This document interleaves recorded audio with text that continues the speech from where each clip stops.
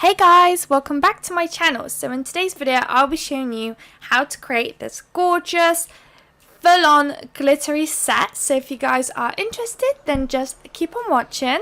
So as usual, I've already buffed my nails and I also applied some nail cleaner, and now I'm going in with some base coats. So the base coat that I'm using is from the company called Venalisa, and I'm just applying it across all those nails, a nice thin layer, and then I am popping it into the lamp for about 30 seconds.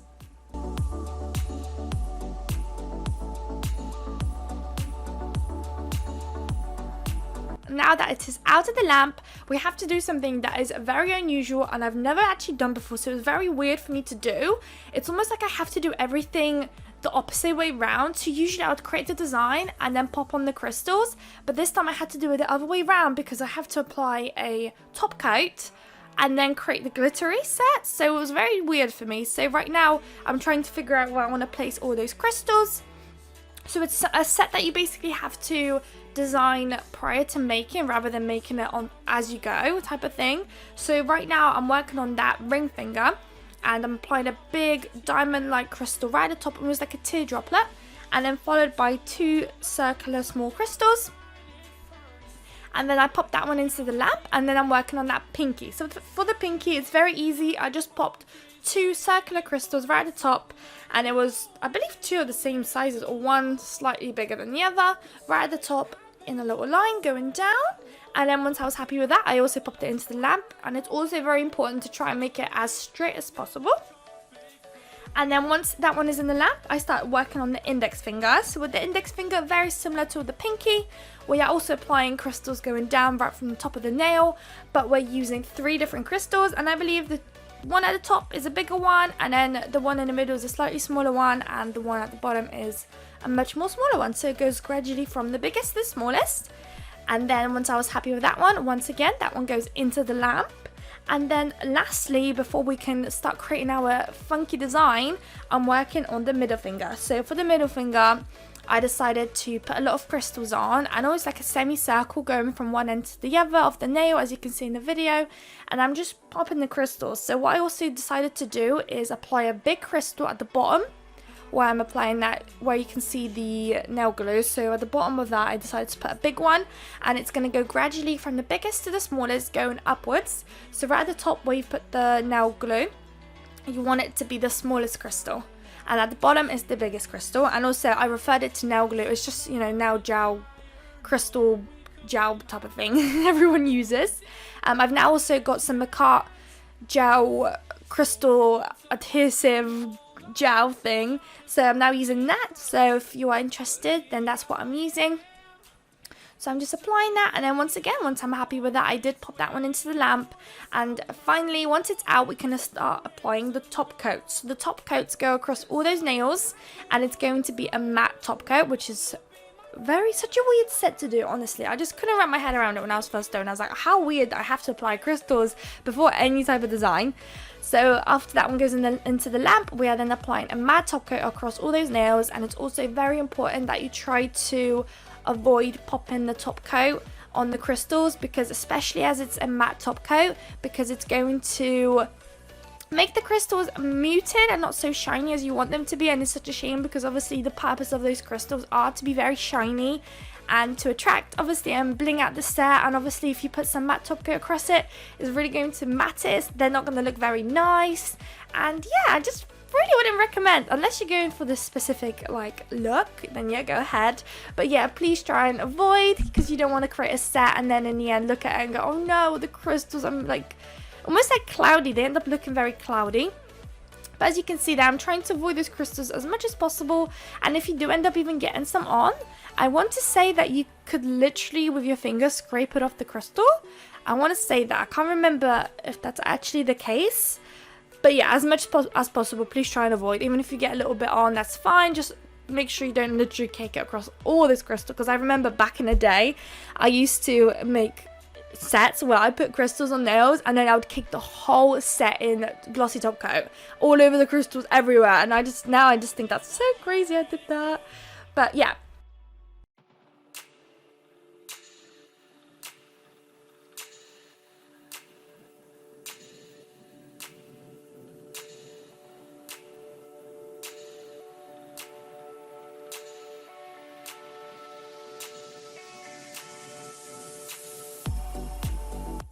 Alright, so now that I am happy with it, I've popped it into the lamp, and this is what it looks like when it's out. So with the foam, I'm not too sure what happened. It was a bit like streaky, which I think is always a big problem with matte top coats anyways. But luckily we're going to create a design on top of that, so you won't be able to see it too much. So with this process, it was a bit of like there's no right or wrong, you just kind of do what you want. So because the glitter that I'm using is going to be this neon pink, I decided to also use the gel neon pink basically too, just so that it matches with the glitter and there's no like see-through things. You can also use some clear base coat, for example, as well. But with that, I don't know, in case there wasn't too much glitter that was stuck in one particular area, I still wanted that pink to be there just in case type of thing. So as you can see right now, I'm just creating like some abstract weird lines going on and then filling a bit in. And then on the right hand side, I decided to do some wiggly lines and also like create like a thicker one. And then that's kind of all I did. I also tried to cover up those numbers behind the press-on nail as much as I could as well. Just because you just looks weird and not very nice, just ruins the look in my opinion. So I try to create that squiggly line and then try and hide that number 1 as much as I can. And now looking at the set, you literally couldn't see it, which is amazing because now looking at the video you could slightly see it, but as I look at the set right now you cannot see it whatsoever.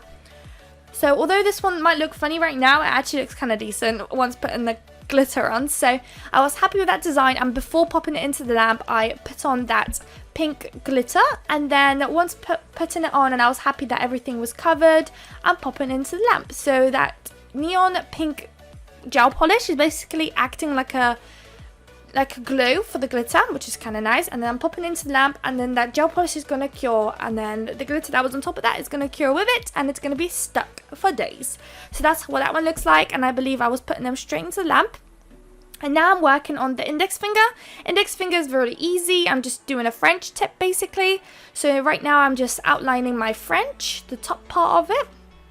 And then once I was happy with it, I just coloured in that bottom part where the French is, where usually the white would be. And then I am also applying the glitter. So it's a very glittery set. Every single nail has a lot of glitter, and it actually looks phenomenal in person.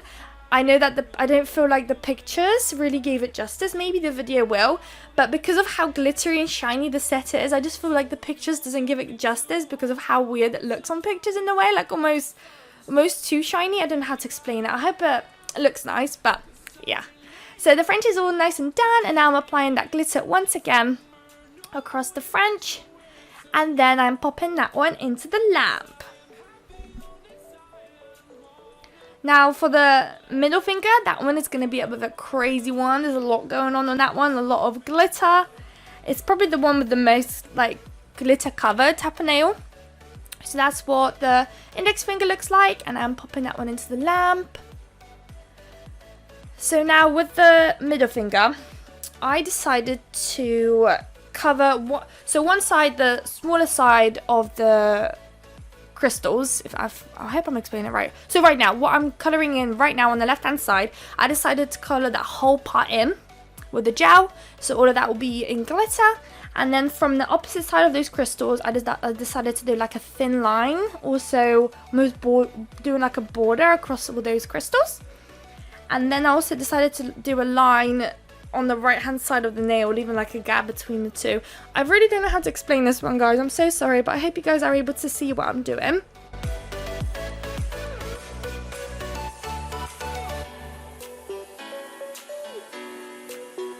So as you can see, I've got the two bits coloured in now, and right now I'm doing that third line, which is right at the end of the nail on the right hand side, and I'm leaving a gap between the two lines that I'm drawing. And then I'm going to put all of the glitter on that nail. So that one is definitely the nail that has the most glitter. I know that glitter isn't for everyone, and it can get like everywhere, and it can't, you know, and it's also like the nail surface isn't the most smoothest. But I can agree with that, definitely, but I just sometimes feel like I can deal with glitter everywhere. It's just so beautiful. Like, I can deal with it. I will sacrifice my house, my hands, anything I touch just to have glittery nails. I'm just obsessed. To be honest, I mean, I'm obsessed with everything nails, so it's literally no shock right here, but, you know. But yeah, right now I'm working on the ring finger, and for the ring finger, it's probably going to be the least the nail with the least glitter. So I'm just literally doing a line going down from the crystals, and that's all I'm doing. So now I'm caking that one with the glitter, and as I'm happy, I'm popping it into the lamp. And now we're on the very last finger, and for the very last finger, super simple again, I am doing a French tip.